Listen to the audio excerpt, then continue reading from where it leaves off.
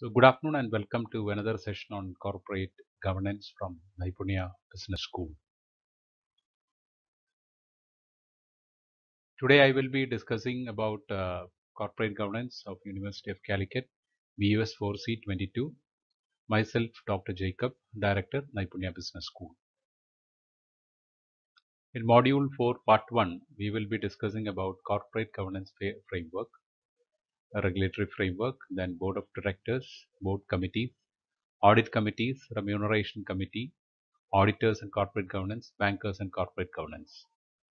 Okay, so very interesting one. We need to understand what is the regulatory framework, corporate governance, as well as the board committees which control and regulate the framework of corporate governance. So if you look at the framework of corporate governance, you would find actually there are in the center you have the stakeholders, the promoters. These are the people who have promoted actually or started up this company. So we call them as stakeholders. They are have putting their stakes on this. And then we have two types of groups. Two groups of people are there. One on one side we have internal people, as well as the other side we have external regulatory also. So if you look at internal, we have shareholders are there, people who have purchased their shares of the company. Then we have board of directors who have been assigned the responsibility to run the institute, run the organization.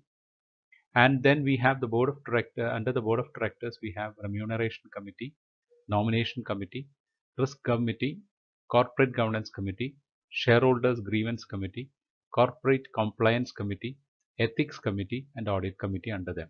So these are all the people who manage the corporate organization. And then we have actually external regulatory bodies also. There are certain laws, rules, or regulatory acts are there. We have the Companies Act of 2013 is the latest. Then we have SEBI, Securities Exchange Board of India, accounting standards issued by the Institute of Chartered Accountants of India, and the secretarial standards issued by the Institute of Company Secretaries of India also. And between them, we have between these two groups, we have the auditors also. Now, the auditor is basically an independent firm who will be looking into the auditing part of as far as of the corporate, as well as giving a neutral view about the corporate. Then we have business ethics also, which has to be practiced by the corporate. And then the corporate social responsibility, which is right now an act as far as the government is concerned. That the government is also another stakeholder with various connections, right from employee law to corporate law and all those things. So government also comes in out with changes in policies, guidelines, and we have the role of media also. So if you look at the corporate governance framework, it is actually a very beautifully done framework with looking into the control side, as well as giving opportunities for shareholders, opportunity for the stakeholders to increase the profit and all those things. So overall, it presents a very good picture as far as the framework is concerned. Let us try to look at what all these people are. So once the company is formed and it is the promoters would request, actually they would select actually a board of directors consisting of both uh, executive members as well as non-executive or independent directors. And there are certain stipulations also. The stipulation has been spoken to you from the beginning itself, especially when the chairman of the board is a non-executive director or an independent director. At least one third of the board shall be independent directors. So 33% will be independent directors, provided the non-executive, provided the chairman is a non-executive director. Now, suppose if the chairman is an executive director or a promoter or somebody appointed by the promoters, and person who is a relative or connected with the company, then at least half of board shall comprise of independent directors, that is 50%. So this gives actually more of accountability and transparency as far as the board is concerned, to show that the board is actually it is not biased, or it is actually it is transparent or without any other issues. Okay, so there is no bias or any type of favoritism which will happen from the board side. Now, what are the responsibilities of the board? To define the purpose of the company. I mean, to work the company to in fulfilling its vision and mission. To define the values by which the company will perform in its daily duties. To identify the stakeholders relevant to the company. There are different types of stakeholders, right from the employee onwards to vendors and dealers and promoters and distributors and all those. To develop a strategy combining these factors to ensure implementation of the strategy which the board will be preparing. So the board, based on the vision and mission of the company, would prepare a strategy and make actually the CEO to implement this particular strategy. Now, if it is moving out of track, definitely the board would see to it that it is coming back to track. Now, if you look at the case of Tata Sons, similar thing which has happened, the board felt that Mr. Cyrus Mistry, the CEO of that point of time, did not comply according to the regulations of the board, and they removed him. Of course, I am not going into the reasons for removal and all those things, but it's an example where the board acted immediately. Now, structure of the board of directors, the maximum number of members a company can assign as directors is 15. However, the company can pass a special resolution in a general meeting to allow for assigning more than 15 members to the board of directors. Now, executive directors are full-time employees of the company and therefore have two relationship set of duties. They work for the company in a senior capacity, usually concerned with policy matters or functional areas of major strategic importance. Executive directors also may be promoters of the company. And non-executive directors are not employees of the company and they are not involved in day to day, but they would definitely would be coming and attending meetings of the board and they will be balancing influence to help minimize conflicts of interest. For example, the, the, the directors, executive directors may are likely to have favoritism towards company, or they may look into RPTs or some sort of biases or RPT. Biases can be there. However, non-executive directors are the people who would balance it. They would not allow the company to go according to the way of the promoters. Neither, they would not actually totally deviate. So these people do actually a balancing act. That is the reason why we have, if a non-executive director is a chairman, then we have 33% of the directors are non-executive directors, and if the executive director is a chairman is basically a promoter or an executive director, then 50% will be non-executive director. So that actually puts an actual balance as far as the company is concerned. Now, the role of non-executive directors, they are very, very important. One, to contribute to the strategic plan of the company. According to the vision and mission, they prepare a strategic plan. So, to contribute to the strategic plan, to scrutinize the performance of the executive directors. If the executive director is showing some favoritism, that definitely can be controlled by these independent directors or non-executive directors. To provide an external perspective on risk management, okay, looking at what is the risk, and based on that, advise the company to move away from that. To deal with people issues such as future shape of the board and resolution of conflicts. Okay, a non-executive director should have high ethical standards, so that is expected from them, and act with integrity and probity, always looking into what are the issues, and they should support the executive team also and monitor its conduct. Two things: one, they have to support actually the executive team. However, they should also monitor its conduct, demonstrate a willingness to listen, question, debate, and challenge. They should raise questions. They should ask questions to the executive directors or maybe with the CEO team, and like get answers for that and get clarified also, because ultimately they are answerable. They are answerable actually to the government as well as to the other regulatory framework. So there is a lot of importance as far as non-executive directors or independent directors are concerned.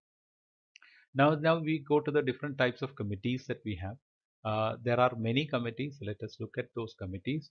All these committees are very, very important because they are the people who take decisions, and they look into the framework and regulatory framework of as well as compliance of the laws which are supposed to be practiced by the corporate. And we have these board committees specifically looking into certain. So now we have something called as audit committee, shareholders grievance committee, remuneration committee, Risk Committee, Nomination Committee, Corporate Governance Committee, Corporate Compliance Committee, and Ethics Committee. Let us look into the functions of all these committees. Now, Audit Committee shall assist the Board of Directors in the oversight of one, integrity of the financial statement. So, Audit Committee, we've already studied that there are three people will be there. They will be having knowledge in accounting as well as finance also. One person will be in accounting, another person will be in finance, and all the three of them likely to be independent directors, and that is what is required. And they will be looking into the integrity of the financial statements of the company. Then the public accounting firm's qualification and independence, performance of the company's internal audit function.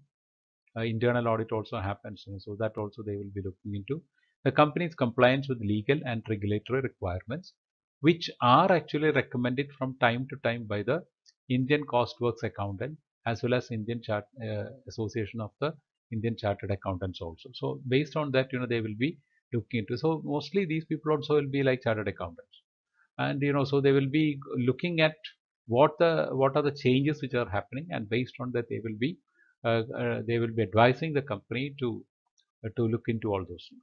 Other than this, they will also be looking into the right to select actually the audit firm also, the right audit firm. They will be calling the board will be calling for quotations, and this particular what do you call this external auditor will be selected by this audit committee based on the available nominations that they have received. Powers of the audit committee has to investigate any activity within its terms of reference as far as auditing is concerned or financial management is concerned, to seek information from any employee closely associated with whistleblower, to obtain outside legal or professional advice. Now, if it is required, they would look into outside or legal professional advice, especially when the corporation faces certain legal hurdles, to secure attendance of outsiders with the relevant expertise if it considers necessary. Now, if there is any clarification to be required, they may even seek seek actually people from outside also to find out what are the ways in which the company can do a better job as far as accounting and finance is concerned. Now, let us look at what are the other roles of the audit committee. So the other roles that audit committee performs would be the company's financial reporting process and the disclosure of its financial information, recommending the appointment and removal of external auditor, fixation of audit fee. That is external auditor. I am sure you understand that the external, there's a firm. Okay, that firm can be removed, and fixing of the audit fee, reviewing the management, the annual financial statements before submission to the board, significant adjustments arising out of audit, compliance with accounting standards, compliance with stock exchange and legal requirements, especially accounting standards may vary, change in the country. So the audit committee will be looking into all those things. Compliance with stock exchange. So there are other bodies also. So they have to look at whether the accounts which are being presented by the corporation are in compliance with accounting standards, stock exchange, and legal requirements. Discussion with internal auditors on any significant findings and follow-up. Discussion with external auditors before the audit commences about the nature and scope of audit, as well as post-audit discussion to ascertain any area of concern. I hope you understand that. After the external audit, they go for a discussion also. Reviewing the company's financial and risk management policies to look into the reasons for substantial defaults in payment to the depositors, debenture holders, and shareholders. So that actually gives the company's financial position. So they will be looking, audit committee will be looking into all these details, foolproof, so that they get a lot of information as far as the company to find out whether the financial balances of the company are at par or is there any risk available. So audit committee is very one of the very important committees as far as the organization, as far as the corporate is concerned, and they should be able to, because everyone is looking at this particular committee. Ethics violation or any of these issues mostly happen with this audits, so that has to be carefully looked into. Now, there's an next committee we will be discussing is on shareholders grievance committee. This is also a very important one because there are different types of grievances, especially from the shareholders, because of non-receipt of dividends or maybe non-receipt of shares, or non-receipt of transfers of shares, or maybe sometimes over debentures, or maybe cases. There are various reasons, various reasons for grievances that can happen from the shareholder. So let us look into what all those things. Efficient transfer of shares, including review of cases for refusal of transfer, transmission of shares, and debentures. Now you applied for actually transfer of shares, and this is not actually being done. So naturally, you can give a complaint to the shareholders grievance committee, and they will look into that and will do the needful. Redressal of shareholder and investor complaints like non-transfer of shares, non-receipt of balance sheet, non-receipt of declared dividends, etc. Issue of duplicate split consolidated share certificates. Allotment and listing of shares. You have applied for 1,000 shares, you got only 200 shares. So what happened to that 800? Where the money has been paid back. So those also will be looked into. Then review of cases of refusal of transfer, transmission of shares and debentures, reference to statutory and regulatory authorities regarding investor grievances, especially to SEBI, and to otherwise to ensure proper and timely attendance and redressal of investor queries and grievances. Then the next committee we have is remuneration committee, especially when you studied Mervyn King's committee, it has been talking a lot about remuneration committee. So remuneration committee looks into actually the remuneration of the executive directors as well as the senior executives also. Senior executives are employees of the company, like the CEO, CFO, and MD, and all those people. So they will look into actually remuneration of all these people. Now, so this is a very important one because on one side, the organization needs to have the best of talent, and on the other side, the talent should be compensated according to the merit, not more than that or less than that. So that is something what a remuneration committee looks into. To recommend to the board the remuneration packages of the company's executive directors and non-executive directors and board members, including all elements of the remuneration package. What all elements it contains, like maybe the pay, then stock options, and all those things will be looked into by the remuneration committee for a company's executive directors, non-executive directors, board members, CEO, CFO, MDs, and all those people. To review the overall compensation policy, service agreement, and other employment conditions. And now, what is the policy, compensation policy, service agreement, other employment conditions, all those things. To make recommendations to the board of directors on increments in remuneration to the directors. I hope you understand that.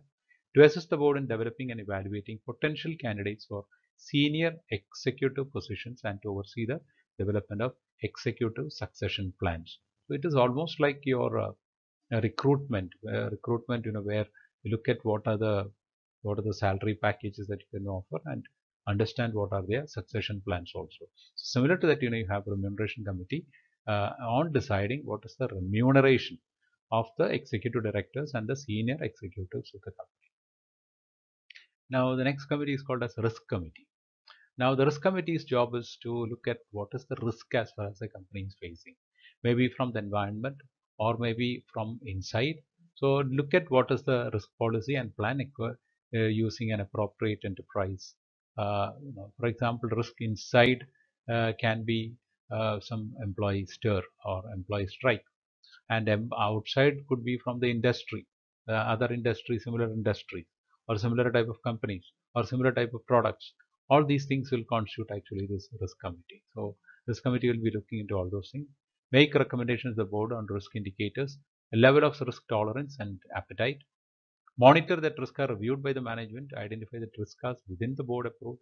Once they identify, they will be looking at what the management does, the CEO and his team does. So that is another one of them.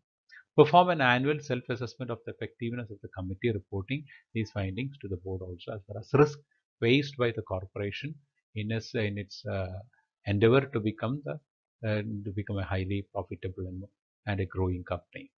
So we have the nomination committee. Now the nomination committee's job is basically to find out prospective directors and to appoint them into the board. Okay, so the nomination committee looks for, always will be searching or headhunting, I would say, for the best directors to be on the board, and also looks into the succession planning also, like the remuneration committee. Then we have corporate governance committee. We are studying corporate governance. So this corporate governance committee is the committee which looks into corporate governance, which has to be done as far as the company is concerned.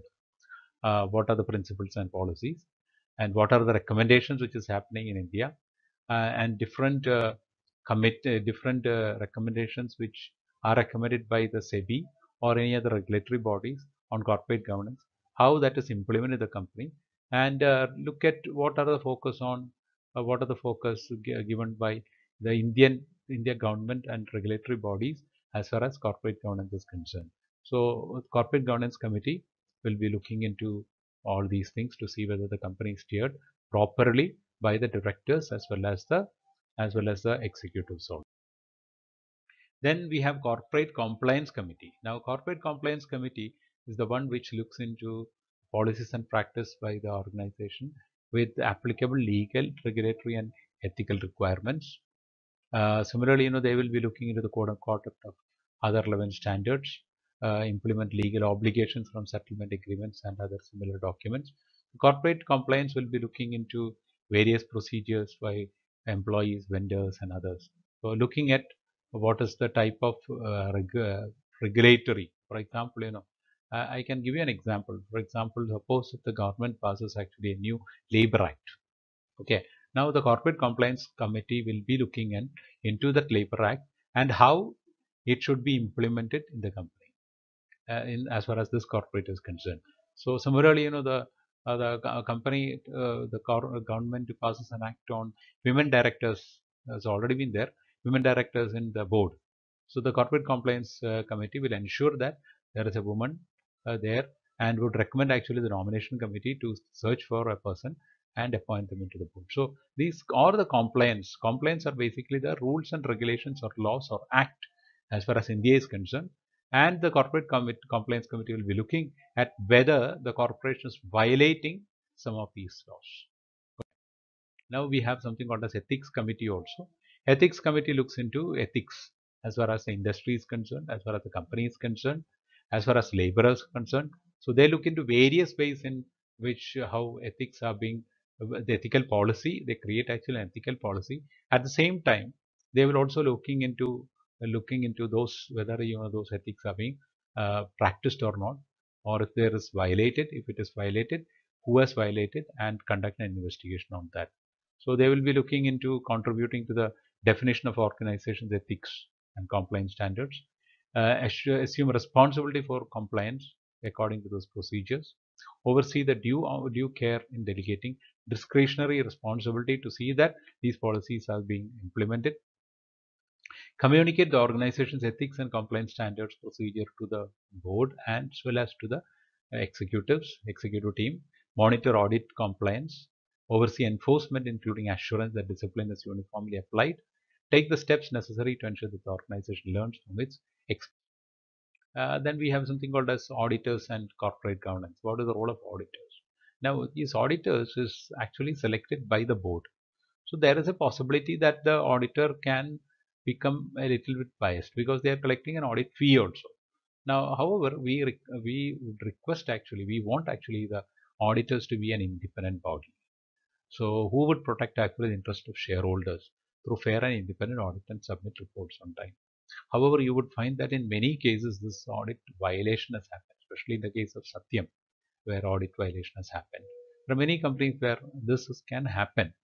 However, if we have a very strong independent directors and a strong audit team, all these things can be prevented. So, however, auditors have got certain interests. They have to protect the interests of shareholders. They have to promote accountability, look into the policies, look at what is the audit violation which has happened, because internal audit also takes place. So, external auditors will be looking into whether there is any issue as far as internal audit is concerned. Risk assessment and mitigation planning, what is the type of risk and how it can be overcome. Crisis management, to see that that auditors look into the financial crisis there, they will be looking into that, see how it can be managed, and maintain a strong relationship with regulators also, because auditors most important one. So they will be working in tune with actually the audit committee also. At the same time, they would be independent also. As a result, they can actually come out with risk or maybe any ethic violation and all those things as far as corporate governance is concerned. Then we have bankers and corporate governance. Bankers, sometimes you would find that bankers occupy large chunks of share, and as a result, they would sit on corporate boards also. Now, the advantage is that bankers on boards can get actually the necessary capital for the firm to work. That is one side of it, and they can also be a guarantee to investors that the company is performing, because if the company doesn't perform, the bankers will also lose their money. So they will ensure that the company is performing, and as a result, the minority shareholders will also get benefit, and they can also give advice on from where they can get finance and all those things at a lower interest rate. However, sometimes what happens, bankers also develop very close ties with the corporate, and sometimes they will start extracting benefits for the firm also.